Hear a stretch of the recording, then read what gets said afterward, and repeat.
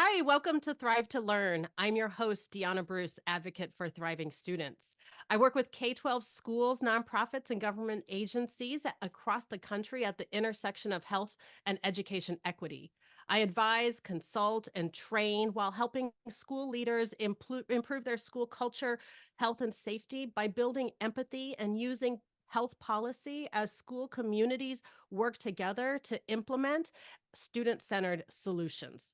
I started this vlog to invite others to the conversation. I love talking to people, hearing their stories, and most importantly, learning from them. And I want everyone to feel empowered to join the conversation and improve school culture so that all students can thrive to learn. I'm excited to welcome my friend Brad Jupp. Hi, Brad. Hey, how are you?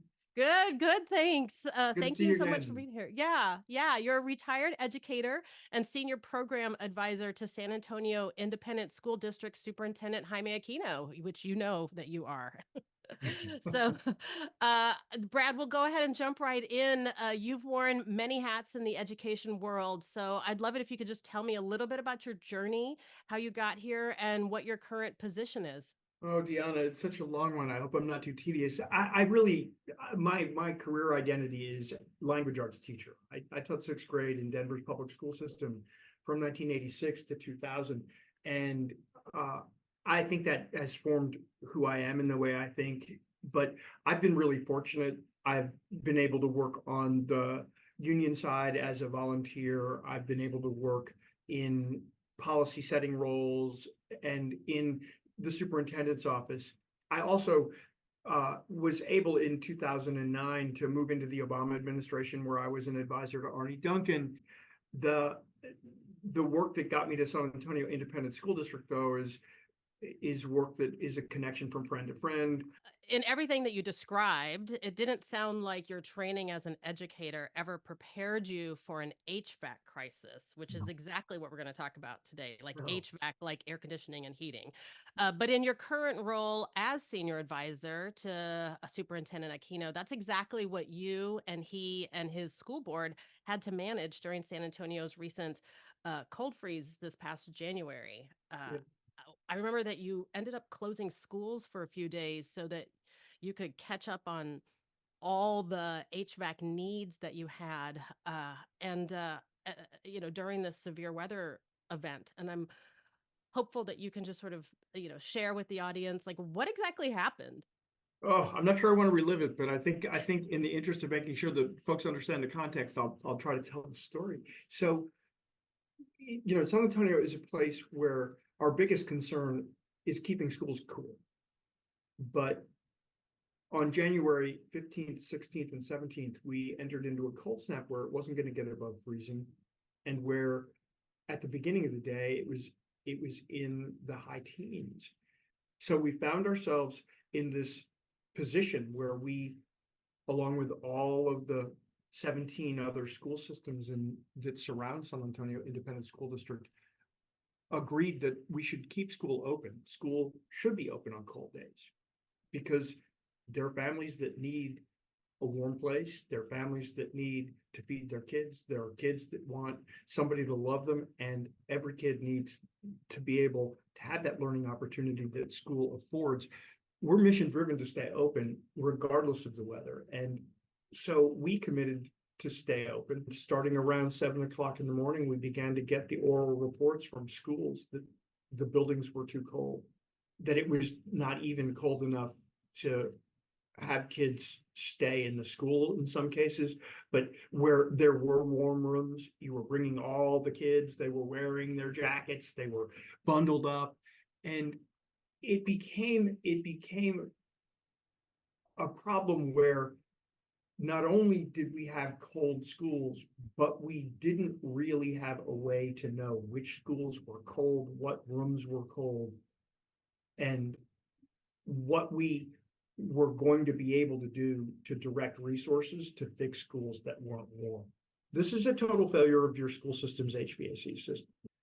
What we had to do as a team, especially on Thursday and Friday, was to figure out how to get up off our backs onto our feet and then make sure that the promise that we are expected to make to our community is one that we could live up to by Monday. And I'm proud to say that we did. I'm also proud to say that by the end of the day on the 16th, both the board and the superintendent had ordered a rigorous assessment of how we got into this place. And what the superintendent asked me to do was to work with the board and to lead his effort to assess what went wrong.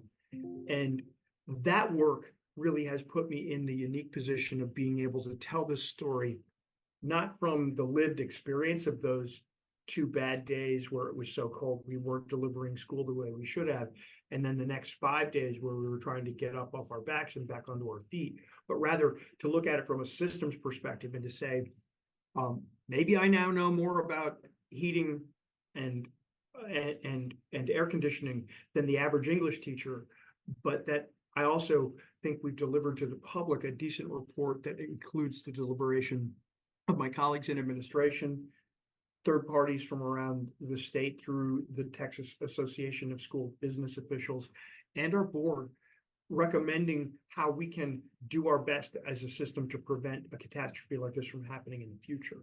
Hard work, but good work. Mm-hmm. Yeah, it's interesting you use the word catastrophe, and I think about, it was definitely a crisis for the HVAC system. It was a crisis for the students and the families, Yeah, and for the it was a crisis for educators. students and families first. Yeah, It was a yeah, crisis of equipment and technicians and service people second, yeah. right? Right, right. And so much of the work that I do is really to work provide this level of support and build the capacity of school staff so that they can create a space of a sense of belonging for students in their schools. And so every time when I worked in the school district, every time we had to close school, like your heart breaks a little bit because of all the loss. And so there's a lot that you all have learned, and there's a lot for other school leaders to learn just by listening to this conversation and by reading your report. So I'd love it. You could share some of those main takeaways that, reading the report really just moved me, as far as sort of the crisis and what comes next. But can you just share some of those takeaways? The most important thing I think that we can say we learned is that leading with the spirit of transparency and leading with the spirit of resiliency is going to help a school system get through a crisis like this. That being able to bounce back is important, and then being able to own the problem and then to begin owning the solution really matters. I think the most important things that we learned were that problems like this don't happen overnight. This wasn't because somebody did a bad job on the night of the 15th. This was years in the making. This goes back to previous bonds that were subject to redirection so that investments in infrastructure were moved from infrastructure investments to investments in beautiful exterior additions to schools or academic additions to schools like libraries. We also learned that it's the consequence of serial underfunding of schools. And although that sounds like blaming the state for the failure to have an effective heating and air conditioning system, what I would say is that in a state where the per pupil allocation has been stagnant since 2018, what happens with every year you get no increase is that you're forced to make hard choices between maintaining things like boilers and air conditioning systems, which keep you warm or cool, and investing in academic programs or services, whether it's up to speed instructional materials or making sure that folks have adequate mental health services in school. And everybody is going to try and err on the side of adequate instructional materials and mental health services in schools. We lived through those hard choices. We lived through those hard choices at a time when, even though we had declining enrollment, we didn't close schools. And so we had the same number of schools the year of the HVAC crisis that we had 25 years before, when we had almost 30,000 more kids. And what this meant is we were spending money on schools that probably, if they weren't opening, wouldn't have out of date or mismatched equipment. So the failure to have adequate funding is a big problem. This aging set of buildings that's under enrolled is another problem. And those root problems really, I think, laid the foundation. But I'll tell you what, we also learned that there were layers of human errors. We failed to prepare for this kind of a crisis. We didn't budget or organize for ongoing equipment maintenance. And in fact, one of the real reasons we saw failures was due to deferred maintenance. We didn't muster an adequate crisis response, and we didn't have good data. We didn't have good data on what was happening school by school, so we had to rely on an oral culture just to find out whether there were enough rooms to keep the school open or not.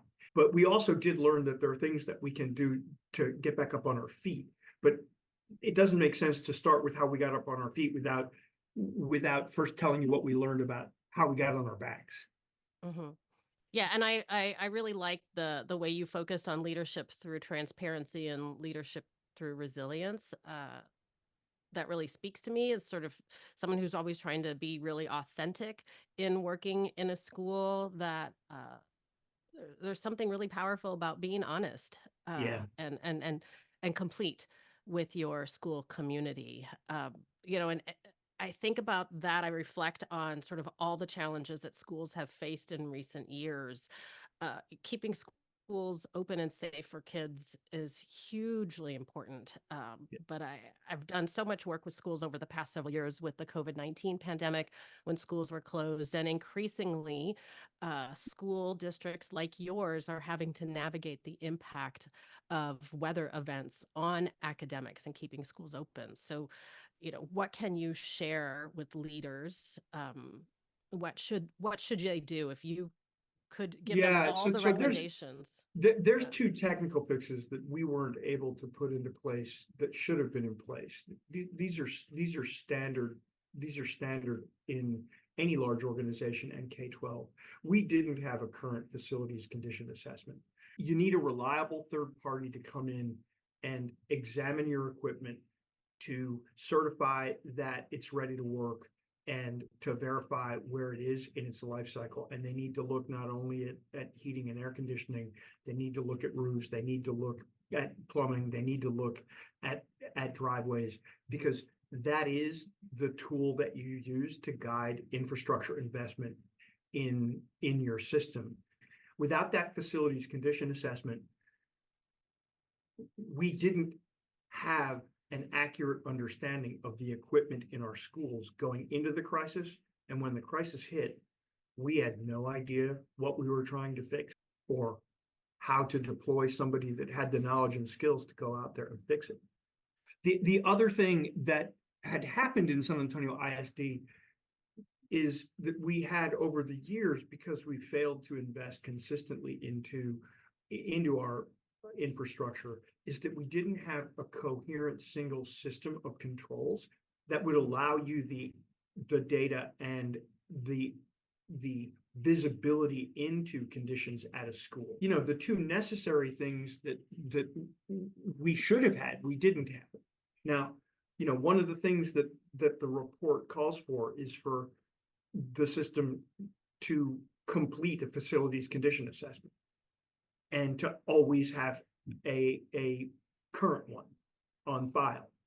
It also calls for the identification and recommendation of a single computerized system that will allow us to have consistent feedback on what the climate conditions at the school are. We also, though, decided that we needed to make a concerted recommitment of long-term capital maintenance resources. And so you'll see in the report that we're going to carve out a portion of any future bond to buy out deferred maintenance until there is no more deferred maintenance on our records. And we're also going to prevent administrators or board members from being able to redirect bond program funds once the bond program is set, which is something that we know had happened here. So there are strong actions, that not only try to make up for the basic systems interventions that we should have been making all along, but to catch up fiscally. Um, Mhm. it these are tough things to say in a system that has not, like San Antonio ISD, that has not necessarily made these kinds of commitments in the past. And a lot of school systems would want to consider it good practice to create flexibility on bond program spending because you need to be able to adjust. But redirecting from infrastructure is now something that we found ourselves in foul territory enough so that we had to tell our kids they couldn't come to school on Thursday and Friday. So Mhm. we have to put some guardrails up that maybe other school systems might not. Yeah, I'm really excited about some of the institutionalism that you're going to do, some of the, baking in so the sustainability of the decisions. And so I saw that very clearly in both your school board president's video, and also in the report. And in the show notes, we're going to make sure that people have links to everything so Good. that they can watch the video, they can read the report, and really take away some of those lessons about how you are going to bake in these changes so that it doesn't fluctuate from one fiscal year to another, one budget to another. So I want to thank you so much, Brad, for being here today. This was huge. This was so important. I think about um, how important ventilation and filtration was during the COVID pandemic to children's health and safety, and to the health and safety of our educators who were showing up every day during that crisis. And again, here in San Antonio ISD, you've demonstrated how important HVAC prioritization is to the health and safety and sense of belonging that people experience who are working and learning in your school. For all of y'all who joined in, I'd love to hear what resonated with you. What parts of this discussion do you have more questions about? Let's continue the conversation. Let me know if you want to jump on a call and chat about how we can work together to create an environment where all students can thrive to learn. See you next time.